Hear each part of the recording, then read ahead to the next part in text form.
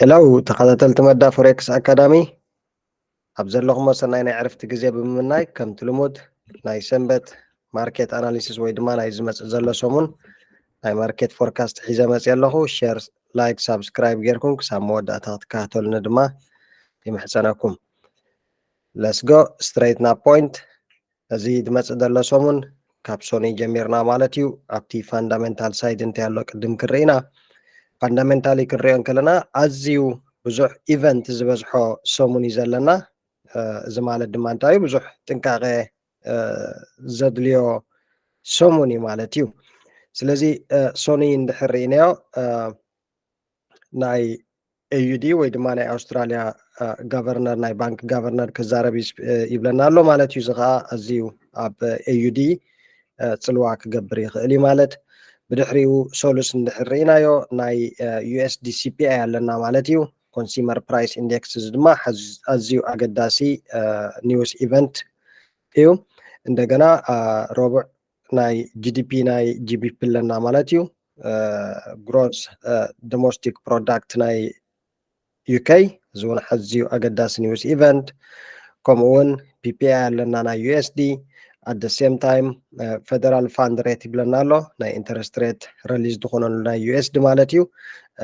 ከምኡውን ኤፍኦኤምሲ ፕሬስ ኮንፈረንስ እዚኦም ኣዝዮም ኣገደስቲ ኒውስ ኢቨንት እዮም ማለት እዩ ኣብ ረቡዕ ዘለው ከምኡ እናበለ ኣብ ናይ ሓሙስ እንድሕር መፂና ከዓ ኣዝዩ ኣገዳሲ ኒውስ ማለት እዩ ኩሉ ናይ ጂቢፒ እንድሕር ርኢናዮ ናይ ኢንተረስት ሬት ናይ ዩሮ ናይ ኢንተረስት ሬት ከምኡውን ናይ በዓል ሲኤችኤፍ ኤዩዲ ብምሉእ ማለት እዩ እቲ ናይ ወርሓዊ ኒውስ ኢቨንት ዝወፀሉ ግዜ ማለት እዩ as we can see very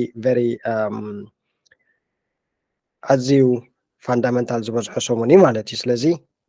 እቲ ቴክኒካል ሕጂ ኣናላይዝ ንገብሮም ፔርስ ነዚኦም ድማ ኣብ ግምት ከነእትዎም ኣለና ስለዚ እቲ ቴክኒካልን ፋንዳሜንታልን ብሓደ ስለ ዝኸይድ እዚ ዓይነት ኒውስ ከዓ ንማርኬት ነቲ ፋንዳሜንታሊ ኮምፕሊትሊ ክፀልዎ ስለ ዝኽእል ዝኾነ ሰብ ማለት እዩ እቶም ኣብቲ ኣካዳሚ ምሳና ብሓደ ዘለና መዓልታዊ ሪቪው እናገበርናዮም ንኸይድ ፀገም ኣይኮነን ግን እቶም ተኸታተልቲ ብዩቲብ ጥራሕ ትከታተሉ እሞ ቴክኒካል ኣናሊሲስ ሪኢኹም ማርኬት ትወስዱ ነዚኦም ኣብ ግምት የእትዎም ፎሬክስ ፋክተር ዶትኮም ኣላትኩም ንዓ ብምኽፋት ድማ እናተኸታተልኩም በቲ ዘለኹም ዓዲ እቲ ታይም ሰት ጌርኩም ፈለው እናገበርኩም ክትከዱ ኣለኩም ብሓፈሽኡ ግን ኣዝዩ ኣገዳሲ ዝኾነ ናይ ኒውስ ኢቨንት ከም ዘሎ ክሕብር ይፈቱ ማለት እዩ ቀፂልና ለስ ጎ ናብቲ ቴክኒካሊ ነዚኣ ክነኣፅዋ ኢና እሞ ናብ ቴክኒካል ማርኬት ክንከይድ ኢና okay so last week just it is what a week ናይ ብሓቂ ኣዝዩ ኣገዳሲ ዝኾነ ናይ ትሬዲንግ ሞመንት ነይሩ ማለት እዩ ካብ ላስት ዊክ ጂቢፒ ጂፒዋይ ካብዚ ኤርያ እዚ ኢና ንሴል ወይ ድማ ነዚ ብሬክ ተገራትልና ንባይልና ኣናላይዝ ጌርና ነርና ከምዚ ንሪኦ ዘለና ድማ ክሳብ 700 ፒፕ ዝኾኑ ኦል ደ ዌይ ኢት ጎን ዳውን ስለዚ ኣዝዩ ኣገዳሲ ዝኾነ ሰሙን እዩ ቀኒዩ ማለት እዩ ብፍላይ ድማ ዓርቢ ከዓ ናን ፋርም ኢምፕሎይመንት ስለ ዝነበረ ኤንኤፍፒ ደይ ስለ ዝነበረ እውን ንማርኬት ከዓ ኣዝዩ ሕጂ ዲስተርብ ገይርዎ ኣሎ ማለት እዩ ስለዚ ንሎማዓንቲ ሓሙሽተ ኣዝዮም ኣገደስቲ ዝኾኑ ፔርስ ሒዘ መፅኦ ዘለኹ ብቐዳምነት ሒዝናያ ዘለና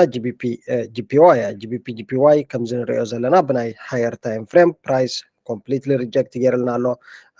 ኣት ደ ሴም ታይም ቨሪ ኢምፖርታንት ዝኾነ ሪጀክሽን ካንድል ኣብ ዝፎርም ገይርልና ኣሎ ብድሕሪኡ ድማ ነዚ ሙሉእ ኤርያ ኦፍ ቫልዩ ሪስፔክት ገይርልና ኣሎ ማለት እዩ ከምዚ ንሪኦ ዘለና ስለዚ ነዚ ዝመፅእ ዘሎ ሰሙን there is high probability ጂቢፒ ጂፒዋይ ፕራይስ ናብዚ 181.200 ኤርያ ሪትሬስ ክገብር ሞ ከምኡ እናበለ ኦል ደ ዌይ ንባይ ፖዚሽን ናይ ምኻድ ተኽእሎ ማለት እዩ ሕጂ ኣብዚ እቲ ኮሬክሽን ወይ ድማ ኢምባላንስ ዝነበረ ሚቲጌት ክገብሮ ንብሎ ፕራይስ ኦል ደ ዌይ መፂኡ ንዑ ሚቲጌት ገይርልና እዩ ስለዚ there is low probability market to go to the downside ስለዚ ጂቢፒ ጂፒዋይ ማለት ቲ ክንብሎ ፀናሕና ኒውስ ኢቨንት ኣብ ግምት እቲና ማለት እዩ እሱ እንድሕር ኔጋቲቭ ዝመፅእ ኮይኑ ሞር ናይ ምኻድ ተኽእሎ ክህልዎ እዩ ስለዚ ምስኡ ኣሳኒና ክንሪኦ ኢና ኦቨርኦል ግን ጂቢፒ ጂፒዋይ ፕራይስ ናብዚ ኤርያ ዝሪትሬስ እንድሕር ገይርልና ብናይ ፎርሄድ ታይም ፍሬም ስትሬት ኣወይ ከምዚ ዓይነት ሙቭ ክንርኢና ማለት ስለዚ ሪጋርድለስ እቲ ናይ fundamental ابي technical እንድሕር መፂና ግን there is no any sell opportunity on GBP GPY ስለዚ there is high probability market to continue all the way up ማለት እዩ ስለዚ GBP GPY ብከምዚኣ ጌርኩም ማርክ ግበርዋ ምስቲ ዝበልናዮ fundamental እንዳረኣኹም ድማ we can look this buy opportunity ቀፂልና GBP USD ክሪና GBP USD similar ማለት እዩ ምስቲ ናይ GBP GPY ሪዮ ዘለና beautiful ዝኾኑ rejection candles ኣብ ዝፎርሙ ኮይኖም ኣለው ብናይ 4H time frame at the same time ድማ price close completely above our 4H area of value ስለዚ እዚ ዓይነት move እንድሕር ረኺብናሉ ማዓንቲ ብናይ 4H time frame we may see price push all the way up ብድሕሪ break ድማ all the way up ከምዚ ናይ መኻት ተኽእሎ ክህልዎ እዩ at any given time ግን ዝማርኬት እንድሕር ብናይ 4H time frame below our area of value እንድሕር ዓፂልና we are going to look for sell ክሳብ 1.24 ማለት እዩ this is our target area for short overall ግን ምዝዮም ኣብ ዝፈጢርልና ዘሎ rejection candles እንድሕር ርኢናዮ price there is probability to reject for the bullish ስለዚ ክንፅበያ ኢና 4H time frame ናበናይ direction ትህበና ማለት እዩ overall ግን እዚ rejections ምስ ረኣና there is probability market to go up ስለዚ ብክልተ መንገዲ ናይ GBP USD ክረአና ቀፂልና gold ክሪና gold this one was uptrend completely uptrend is over now as we can see price ድማ ኣብ ናይ accumulation phase ኣቲልና ነይሩ ኣብዚ ብድሕሪ ድማ price broke ብናይ 4H time frame ማለት እዩ price break ገይርልና ኣሎ beautiful bearish confirmation candle below ዓፂልና ኣሎ ብድሕሪ ድማ price we are waiting at least to push ናብዚ 16 area ካብ 16 area እንድሕር break ገይርልና ንላዕሊ we are going to look for buys 16 2016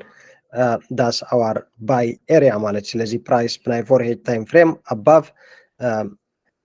this area እንድሕር ዓፂልና ነዝንበዘልና 16 area እንድሕር ዓፂልና we are going to look for buy continuation up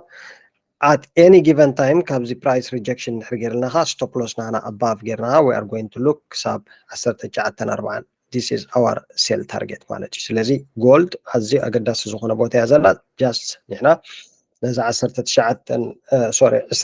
16 area respect ክገብረልና ሞ ካብኡ ንሴል position እንድሕር break ገይርናኻ we are going to look for buy all the way up እቲ ዝዓበየ bullish movement ናይ gold ካብዚ 14 ዝጅምር ማለት እዩ ነዚ consolidation areas ወይ ድማ ናይ accumulation phase እንድሕር break ገይርና ንላዕሊ እቲ real movement ንላዕሊ ማለት እዩ ክመፅእ እዩ